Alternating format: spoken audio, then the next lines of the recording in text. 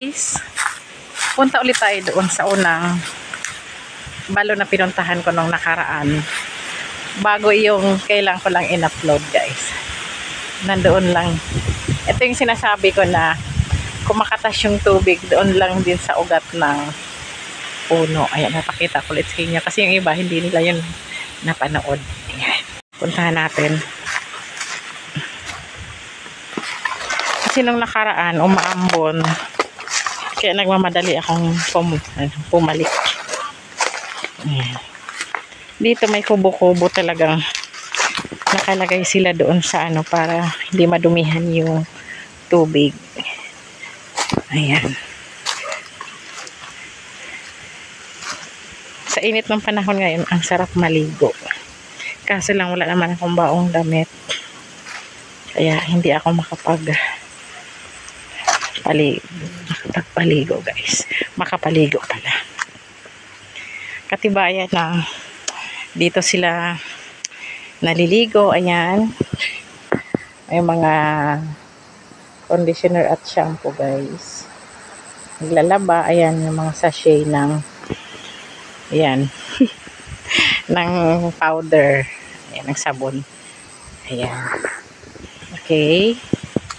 Ito yung kinukwento ko kay kuya nung tinatanong ko siya na ano, ito yung puno. Ayan, guys. Kung sa kabila kawayan, dito naman di ko alam kung anong klaseng puno ito. Tapos ayan, tinabingan nila para yung tubig palinaw. At walang mga dahon. Ayan, guys. Ayan. Tapos dito lang siya dumadaloy din. Ayan. Ayun. Doon galing. Ayan. Ayun, pumapatak. Diba? Makikita. Ayan, guys. Parang ang sarap maghilamos. Wala lang akong tabo. Ay, ayan. Diba? Kaya iyon. Balik na ulit tayo doon sa ayan, napapaligiran siya ng mga kawayan. Ayan. Kaya napakasarap ng simoy or napakalamig ng simoy ng hangin. Nadadampi sa balat mo habang naliligo ka, guys. Yung nakaraan doon sa taas pa. Ayan. Dito lang yung kanilang pinagkukuhanan ng kasi nga malayo sila kung